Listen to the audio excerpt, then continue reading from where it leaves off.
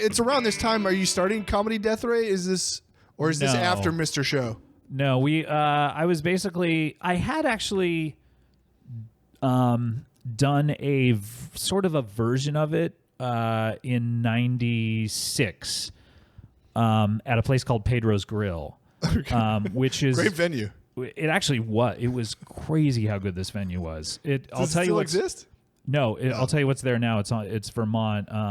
The Tiger Lily, which I don't even know if that's still there, but there was a comedy show called What's Up Tiger Lily at this restaurant called Tiger Lily. Okay. That may have been replaced now, but it's a different restaurant. But this was now it's like two different restaurants. At the time, it was one giant restaurant. Okay. With a giant stage. Sure. And incredible like booth seating everywhere. Yeah. And Josh DiDonato, the guy who started the Largo comedy show, this was the show he had going before the Largo. He moved from Pedro's to the Largo, and it would be packed with people like David Schwimmer, and at the time when Friends was huge, watching Tenacious D, and and I started a different night, and we did that for a while, and it was sold out every week, and then I even did like. We would do special shows where BJ and I wrote a musical together that we did called The Fun Bunch Meets Frankenstein and the Wolfman. And we put that up for one night. And we would do stuff like The Day the Clown Cried, which Patton Oswalt talks about in his book a lot. And those would be sold out. And I remember after doing the musical, and we rehearsed it for months, Bob came up to me and he saw it and he's like, boy, that was really funny. Why did you do it? I was like, what do you mean? He goes, why? It was funny, but why are you wasting so much time doing that show? I'm like, what do you mean? He's like, who's watching it? Like, just like one-offs he's talking about, basically? Yeah, he's like, what? It's not going to go anywhere. What are you doing? And in my opinion, I was like, well, you're here, and you can give me a job, and you thought it was really funny. So it wasn't that much of a waste of time. But yeah, we only did that show one night only, and it's like a major musical. Eben Schletter wrote the music, like 6 songs for it and stuff. So from these shows at the Pedro's Grill. Pedro. I was so far off. Oh, basically what happened was the owner of Pedro's came up to us one night and went, "You make too much mess. No more shows." And how were you making a mess? Well, I guess, when you do a play or whatever, there'd be like fake blood sometimes or confetti or whatever. Oh, of course. And we would always like sort of clean up, but it's sold out. Right. Like this place became the destination place for comedy. Yeah. So Josh DiDonato like split and took his show to the Largo, right. And we just stopped producing shows. But that was my first sort of taste of like producing shows, which is why after Mr. Show ended and I just kind of was taking writing jobs at home, I sort of missed being out there performing and for sure. and being around comedians. So, which is why we started doing the Comedy Death Ray show at M-Bar in 2001. Okay. And it was just a weekly show, and it was basically a variety type of show? Yeah. It wasn't so much Comedy Bang Bang now. It sort of evolved, right? It started as the shows that the kind of show, like I said, when I first started, where it was breaking down the walls between stand-up and sketch. Sure. And what stand-up would be, I mean, that was the alt scene when I first started it is, a lot of comedians would go up. Janine Garofalo famously took her notebook up on stage and would just like riff about stuff that she had just thought of that day. David would be doing, it was a thing of trying to not come off so polished and have it be like more of a conversation between you and the audience rather than I'm doing my act. We always like sort of had a thing against, as we called it, hacky back then, which I don't think it was really hacky, but it was just like comedians doing acts. Right. And without, a pre-prepared routine, without any kind of like connection to what was happening currently in the room. You wanted like access. The people wanted to felt like they were in it and around it, and it was just conversation. You want people to be in the moment. Right. Even if you're doing your jokes, you want people to be in the moment and just break down, because that's what stand-up in the 80s kind of turned out to be, is everyone worked on their act. Right. And they worked on their 10 minutes or they worked on their hour, and they got it down so good where Jerry Seinfeld famously, was like editing words out of sentences and stuff. And what the alternative scene to me was about sloppiness and like who cares as long as the audience, you're like jolting the audience and saying, hey, wake up, we're all here, we're doing something. So, and that sounds pretentious, I know. So but that's what I wanted to do with Comedy Death Ray was at the time the only show in town was the Largo. Sure. Josh had taken it and then had gotten kicked out of it, and the person who was booking it at that point had their same 15 to 20 acts that they booked every single month, and they wouldn't take new people. And anyone who moved to LA at the time, I was doing a lot of open mics and stuff and doing stand-up. I met all these interesting stand-ups like BJ Novak and Dan Mintz and Morgan Murphy and Anthony Jeselnik. And they were all saying, like, there's nowhere to perform here. How do you even break into the Largo? They won't even see me. Right. And meanwhile, I'm watching them and I'm like, these guys are amazing. Yeah. Like, these guys are amazing talents. Why can they not find anywhere to perform? Hello. So I'm like, well, we should, we should really have an alternative to the Largo show. Right. Is what it started out. And it was one night a week, right? And one night a week. And you would host. You and BJ co-hosted the whole night, basically. No, just occasionally. It wasn't like the Meltdown where Jonah and Kumail did it every single week, because for my money at that time, I was really resistant to that because I thought it to be a little obnoxious when you would go see the Largo and Josh DiDonato would do it every single week and do 20 minutes in the middle of the show. Right. He didn't have that much new stuff, I kind of felt. So it was like, I don't want to do a show where people have to sit through us every week if they don't like us. Right. I want to do, I'll produce the show. It's a great insight or a great thought process. I don't know. Is it because Jonah and Kumail do it and it's helped them, like it's helped out their process? Well, I think at the time it was probably the zeitgeist was like, at the time it was saying, hey, we don't want the same thing every week. I don't want to do it the way that bread Largo and butter. did. Yeah. So I just was like, I'll do it when I have something to do. And, it's a good, like I'll book myself whenever I feel like doing it. So it did lead to me trying out a bunch of new stuff and stuff like that. But I was really hardline about it. I was like, I want this show to be the best. And I don't consider me being on it every week to be the best. Sure.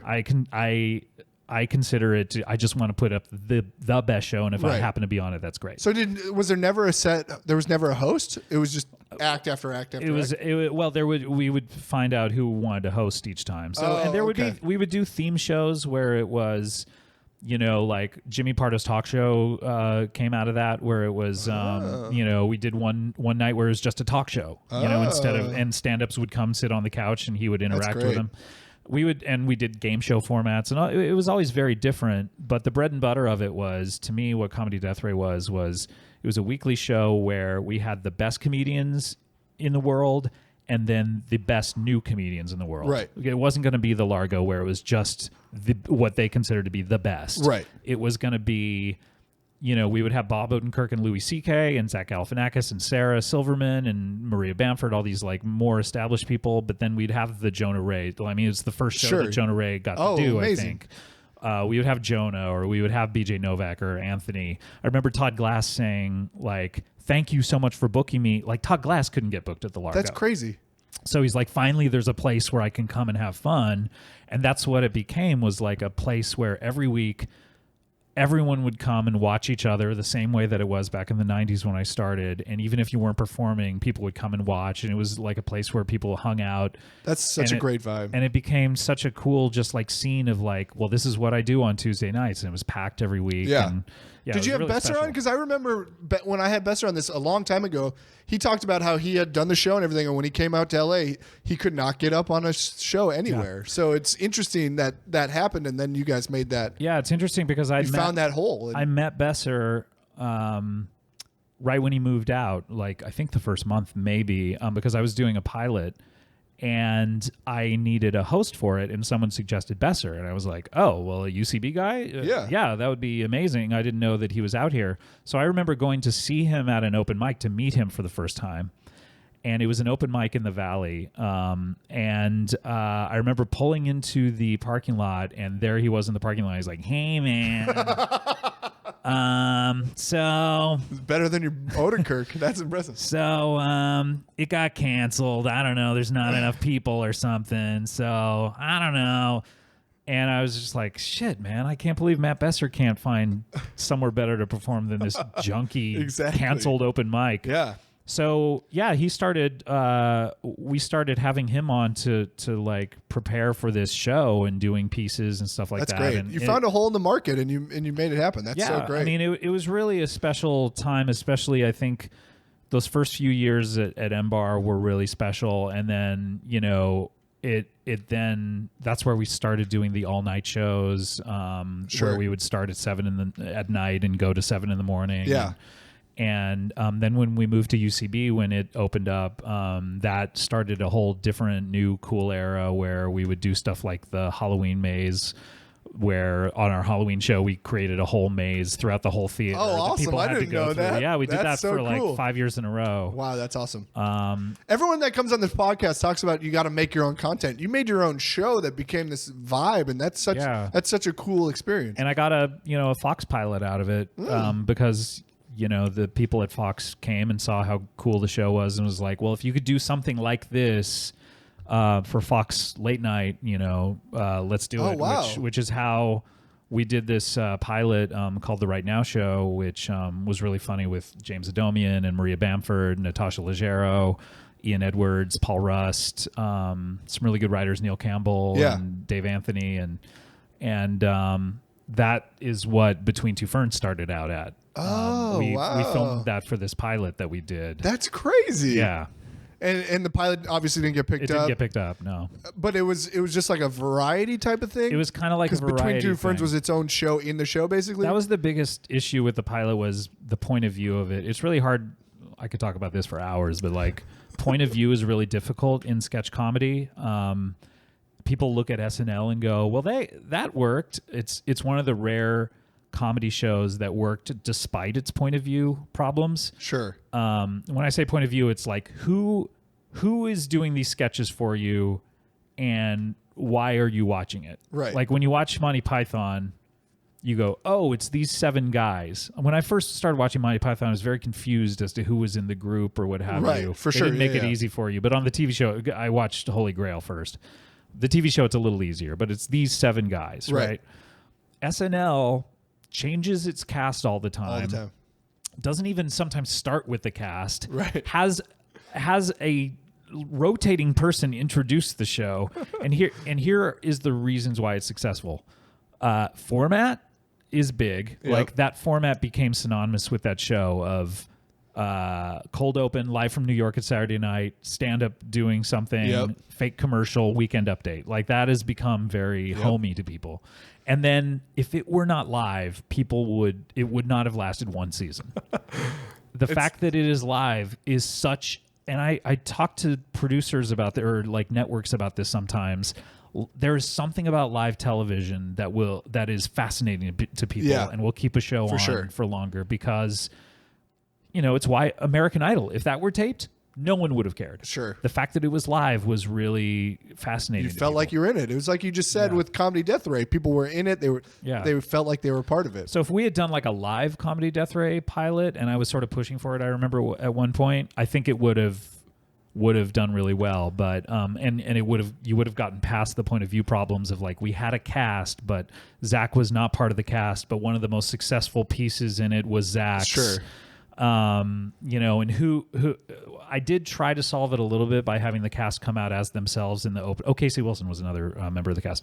I tried to have them come out as themselves at the top. Sure. And then, so when they got dressed up and did sketches, you would go, "Oh, it's that person I saw at the beginning." I tried to address it a little bit, but it's really difficult to do sketch comedy on TV because people don't know the point of view. You usually end up having to do like, okay, it's like if you watch The Birthday Boys, that was a problem with it. People were like, "I don't know who is who." There's a lot of them, there are like too many and they all look too much alike, But with Comedy Bang Bang, the TV show, I found out the perfect way to do sketch comedy is, hey, this point of view is taken care of automatically. It's a fake talk show. People know talk shows. Yep. It's me and my co-host, and we're ourselves, ostensibly. That's why we're called ourselves. is because we're playing ourselves supposedly, and it's our point of view. Right. So if it goes off in any direction, it's comforting because you're not, what is happening now? Right. Oh, Totally. suddenly it's at this thing. We're always like, hey, watch this fake commercial or watch this commercial for something new I'm in. Yeah. And then you watch a fake commercial and you're never like, what's going to happen next? You always know it's coming back to us in the talk show. Well, that's why I feel like things that have structure are successful. And this is a stupid thing to like say. Buildings. This is a stupid thing to say, but I feel like you're a student of the genre, and that's probably why you've been so successful. Is you're breaking this stuff down and looking at those sort of the dichotomy of you next to Reggie, the structure of SNL. I'll tell you, I that particular pilot, the Right Now show, I felt like I was ready. I was like, I had been doing the Comedy Death Ray thing for a while. I was like, I know all these talented people, and I thought I was ready. And for it not to get picked up, and for me to suddenly realize the problem, and I had hours of conversations about the point of view after we filmed it. And we did a newer version where BJ and I were the host in order to try to solve that, and it still didn't solve it. But I had so many conversations about that, about how to try to fix it. Now when I see it, I can identify it immediately. And I've seen it with some people who have tried to do sketch pilots since me. Yeah. And I'm always talking to them about this and going, here's what you have to do. And they go, no, I know what to do. And then it never gets picked up. So I felt like when Comedy Bang Bang, the opportunity to do a pilot came around, I suddenly was weirdly at this place in my life where if it had happened 3 years earlier, I wouldn't have known what to do with it. But I suddenly knew exactly how to do this show, and I knew how to take care of all of these problems, and I knew how to do things like what you're talking about, where I every aspect of it, I was very involved in, the set, the people, what happens, the structure, that I suddenly knew how to do it. And it turned out to be the best pilot that I had ever made. And it, we just put it up on the air without any changes, because it was like, oh, I know how to do this now. Yeah, that's amazing.